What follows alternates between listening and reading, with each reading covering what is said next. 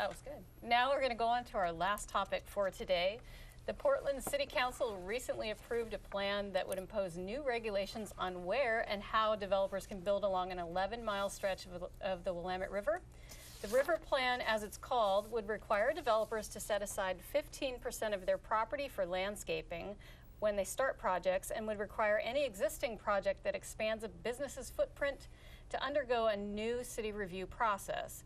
Many businesses along the river are already crying foul, and rumor has it that Washington is already courting the ports and rail yards to move north. Is the new river plan the best way to strike a balance between business and the river environment, or will it just drive businesses out of state? Al, what do you think about having to give up 15% of whatever you do for green space? Well, I think it's definitely a taking.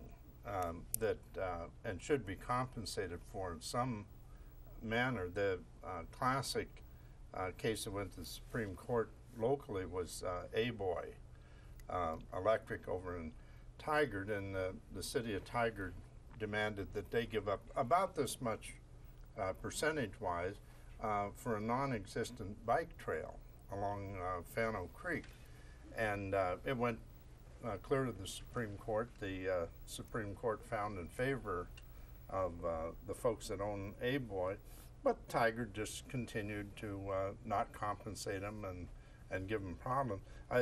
What Portland doesn't need now is something that makes them appear less business friendly. Mm-hmm. Or makes didn't them think that was possible. Right, or makes them look as business unfriendly as they actually are. And if there were a path there or public access to the river or something, I think there'd be more justification. Right. But just to say, well, 15%, and I assume they'll say that has to be along the river, and then pretty soon, well, it's landscape, but we want a trail there, and we can't count that trail as landscaping. And so I think the first couple that go before the council, the first couple of cases, will make the die cast as to whether they're going to work on this or not. They like to say that they're business friendly in Oregon, but I mean, if you look at, I've got land costs. Who likes to say that?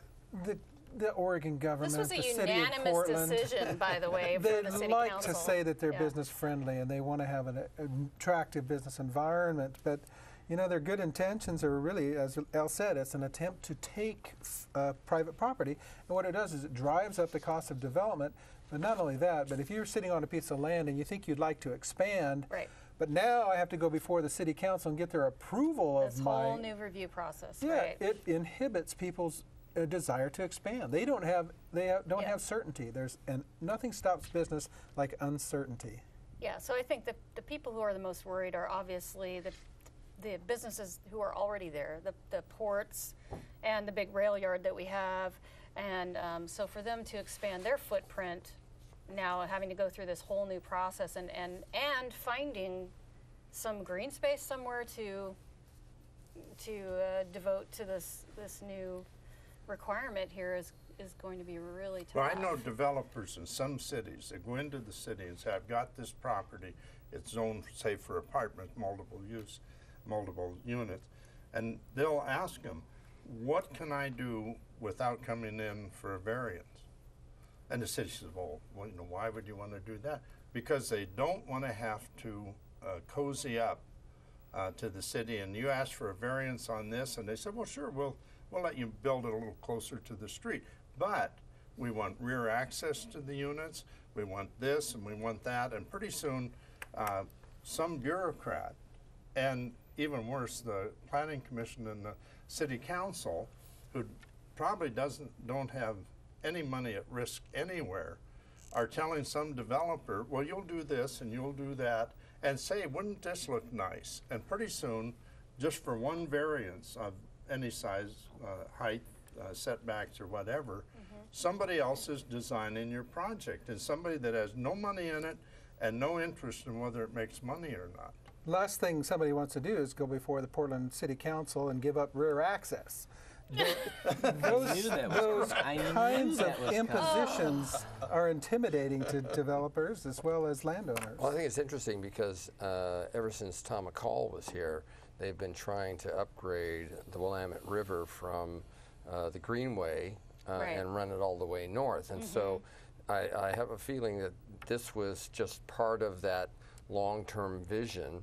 Right. But I can tell you that the Schnitzer Steel Company is not too happy because they donated a huge parcel of land right around the Markham Bridge to OHSU and to the city to put up high rises, and now it's becoming a small city within a city. And they really didn't get much for it in terms of other than the tax write-off, obviously.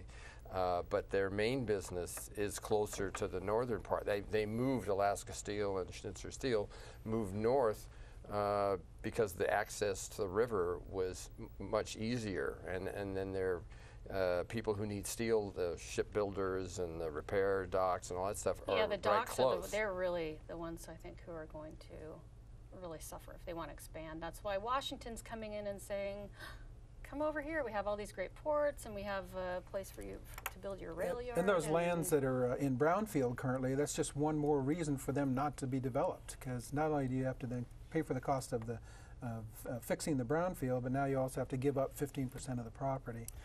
Right. It's not an attractive offer. So they now got, I think one of the regulations is 50 feet from the river. Right. And build 50 feet away. Right. And does the 15% have to be on your property, or could you go pay someone downriver to give up 15%? Well, that's what I mean. When you look at the article, it says there's some. You have some. It's like you can mitigate anywhere. Selling carbon futures. Yes, that exactly. you can put a greenhouse on your roof and whatever. Right. As a way to lessen the blow of all this stuff. That's right. Eco roof was one of the options.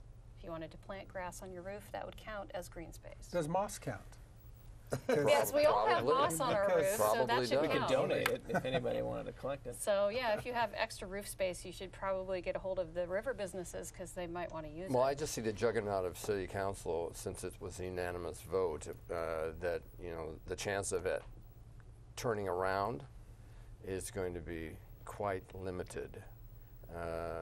Sam is really behind it, which means I can guess some big business is going to fight it, though. Don't you think? I mean, well, he's going to pick up an entire port and move to Washington. They could. Most likely they won't, because the infrastructure is already there. Exactly. It's not cost effective to do that. But I think that the port is actually the biggest player there, and if that's another quasi-governmental agency that's sitting around going, hey, what's going on here? We've been trying to develop this land for bringing new businesses and stuff. So there's got to be a compromise somewhere along the line that's going to allow businesses to feel like they can still maintain their business without going over the deep end. And some of it depends on how large of parcels you're dealing with. If they're relatively large, then the developer has more flexibility. If you're talking, say, 5 acres, which I would consider pretty small in that kind of development or less, boy, you're kind of beholden to whoever's next to you that has more land. And the Port of Portland does have a good record. I mean, Swan Island used to be a swamp, and now it's a vibrant commercial center. And the same with the docks. At one time, the ship repair business went away, and the port got on it and started bringing clients back to Portland area. So I think the 500-pound gorilla that's going to face the city council is going to be the Port of Portland. Maybe not that. It might surprise you to know that only about 7 of the parcels along the river are the port, and some 60 or so parcels are privately owned. But the port does go out and buy them. I mean, it's been buying land for as long as I can remember. Not so much. They actually have been getting rid of some of their land. They have relatively few installations along the river right now. Most of those are privately owned.